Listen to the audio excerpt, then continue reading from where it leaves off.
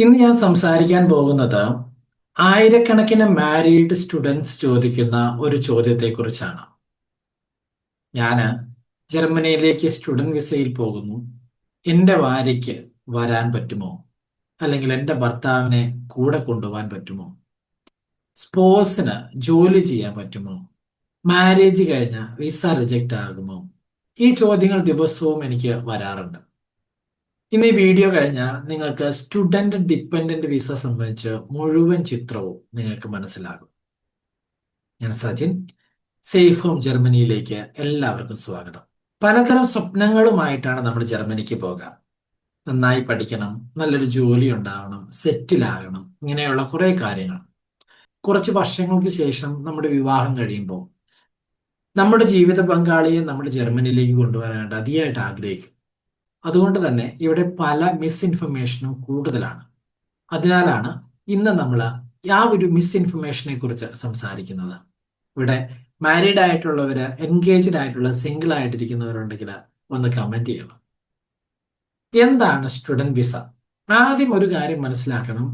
ജർമ്മനിയിൽ full time higher education ചെയ്യാനാണ് നിങ്ങൾ പോകുന്നതെങ്കിൽ അതിലാണ് നിങ്ങൾ സ്റ്റുഡന്റ് വിസ കാറ്റഗറിയിൽ വരിക. ഇത് വർക്ക് വിസയല്ല, ഇത് പെർമനന്റ് റെസിഡൻസ് അല്ല. സ്റ്റുഡന്റ് എന്ന നിലയിൽ നിങ്ങൾക്ക് ചില അവകാശങ്ങളും ചില ഉത്തരവാദിത്തങ്ങളും ഉണ്ട്. നമ്മൾ നോക്കേണ്ടതിന് എന്താണ് സ്റ്റുഡന്റ് ഡിപ്പെൻഡന്റ് വിസ എന്നാണ്. നിങ്ങളുടെ ലീഗലി മാരീഡ് ആയ ഹസ്ബൻഡ് ഓർ വൈഫ് ചില സാഹചര്യങ്ങളിൽ ജർമ്മനിയിൽ നിങ്ങളോടൊപ്പം താമസിക്കാൻ അപേക്ഷിക്കാം. പക്ഷെ ഇത് ഓട്ടോമാറ്റിക് അല്ല. മാരേജ് സർട്ടിഫിക്കറ്റ് മാത്രം മതിയാകില്ല. റെലവെന്റ് ഇമിഗ്രേഷൻ റൂൾസ് ഉണ്ട്. അതേപോലെ തന്നെ ഡോക്യുമെന്റേഷൻ ആവശ്യമാണ്. ആൻഡ് ഫിനാൻഷ്യൽ റിക്വയർമെന്റ്സ് ആവശ്യമാണ്. ഇതെല്ലാം പരിശോധിച്ച ശേഷമാണ് ഇതിലേക്ക് നമുക്ക് ജർമ്മനിക്ക് പോകാനായിട്ട് നമുക്ക് പെർമിഷൻ കിട്ടും. അതുകൊണ്ട് തന്നെ പലതരം മിത്തുകളുണ്ട് ഇതിൽ. സ്റ്റുഡന്റ് ജർമ്മനി പോയാൽ അല്ലെങ്കിൽ ഭാര്യയ്ക്ക് ഓട്ടോമാറ്റിക്കായിട്ട് വിസ കിട്ടും. ഇത് തെറ്റാണ്. ഓരോ ആപ്ലിക്കേഷനും ഇൻഡിവിജ്വലായി പരിശോധിക്കപ്പെടും. അതോറിറ്റി വിവിധ കാര്യങ്ങൾ വിലയിരുത്തും. സാധാരണമായി അതോറിറ്റി പരിശോധിക്കുന്ന ചില കാര്യങ്ങളുണ്ട്. ഇത് നമ്മൾ ആപ്ലിക്കേഷൻ വെക്കുമ്പോഴാണ് നോക്കാറ്. അത് ഒന്നാമതാണ് valid marriage certificate, required documentation, financial situation, accommodation, residence status of the student, other applicable immigration requirements. ഇതിലെല്ലാ കേസുകളും ഒരേപോലെ ആവില്ല. അടുത്ത് നമ്മൾ നോക്കാൻ പോകുന്നതാണ് ഫിനാൻഷ്യൽ പ്ലാനിങ്. ഒരു വലിയ മിസ്റ്റേക്ക് ആണ്. പലരും കരുതുന്നത് ജർമ്മനിലെത്തിയും എല്ലാം ഓട്ടോമാറ്റിക് ആണ്. അങ്ങനെയല്ല. ഫാമിലി പ്ലാനിങ് ചെയ്യുമ്പോൾ ബഡ്ജറ്റ് കൃത്യമായിട്ട് നിങ്ങൾ കാൽക്കുലേറ്റ് ചെയ്യണം. പ്രധാനമായിട്ട് accommodation, living expense, documentation, time, ഇവയെല്ലാം മുൻകൂട്ടി പ്ലാൻ ചെയ്യണം. സ്പോർട്സിന് ജോലിയില്ല, ജർമ്മൻ ലാംഗ്വേജ് ഇല്ലാതെയാണ് വരുന്നതെങ്കിൽ ഓട്ടോമാറ്റിക്കായിട്ട് ആദ്യ കാലഘട്ടങ്ങളിൽ ജോലി കിട്ടാൻ നല്ല പാടായിരിക്കും.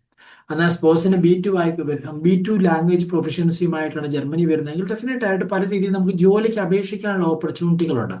ലാംഗ്വേജ് ഇല്ലാതെ വരുമ്പോൾ അതിനനുസരിച്ചുള്ള സ്ട്രഗിൾ വരും. നമ്മൾ വീട്ടിൽ തന്നെ ഇരിക്കേണ്ടി വരും. ഭാര്യ അല്ലെങ്കിൽ നേഴ്സ് ആണെങ്കിൽ ഭാര്യ ജോലിക്ക് പോകും. നമ്മൾ വീട്ടിലെ കാര്യങ്ങൾ, ഹൗസ് ഹോൾഡ് വർക്കുകൾ മാത്രം ജോലി ചെയ്യേണ്ട ഒക്കെ സിറ്റുവേഷൻ വരും. ഇതൊക്കെ ഓട്ടോമാറ്റിക് വർഷങ്ങളായി കണ്ടിന്യൂ ചെയ്യുന്ന ചില ആചാരങ്ങൾ മാത്രമാണ്. നമുക്കിതൊക്കെ മാറ്റി എഴുതാം.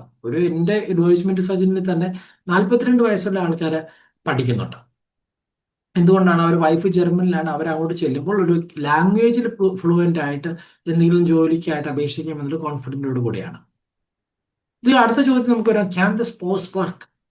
ഇത് ഏറ്റവും കൂടുതൽ ചോദിക്കുന്ന ഒരു ചോദ്യമാണ്. സ്പോസിന്റെ എംപ്ലോയ്മെന്റ് ഡിപ്പെൻഡ് ചെയ്യുന്നത് റെസിഡൻസ് പെർമിറ്റ് കാറ്റഗറിയിലും വിസ കണ്ടീഷൻസിനും ആപ്ലിക്കബിൾ ജർമ്മൻ ഇമിഗ്രേഷനിലോ എന്നിവയിലൊക്കെ പെടുന്ന രീതിയിലാണ്. അതുകൊണ്ട് തന്നെ എല്ലാവർക്കും ഒരേ ലോ ആണെന്ന് നമുക്കൊരിക്കലും പറയാൻ പറ്റത്തില്ല. ആപ്ലിക്കേഷൻ പരിശോധിച്ച ശേഷം നിലവിലെ നിയമങ്ങളും പെർമിറ്റ് കണ്ടീഷനും പരിശോധിച്ച ശേഷമാണ് വിസ ഗ്രാന്റ് ചെയ്യുക. എന്താണ് കോമൺ മിസ്റ്റേക്ക്?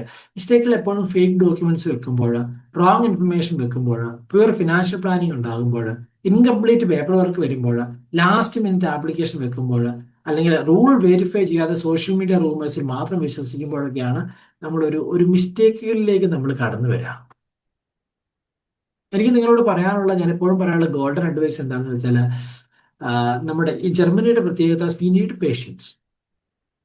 ഓക്കെ, ഈ ഒരു പേഷ്യൻസ് കാലഘട്ടത്തിൽ നമ്മൾ ഡോക്യുമെന്റേഷൻ ശരിയായി തയ്യാറാക്കണം. ഒഫീഷ്യൽ കൺഫർമേഷനെ മാത്രം ഫോളോ ചെയ്യണം. ലോങ് ടൈം പ്ലാനിങ് എപ്പോഴും ചെയ്യുക. ജർമ്മനിക്ക് പോകാൻ അടുത്ത വർഷം പ്ലാൻ ചെയ്യുന്ന ഈ വർഷം തൊട്ട് പ്ലാൻ ചെയ്യുക. ഇത് പെട്ടെന്ന് കിട്ടത്തില്ല.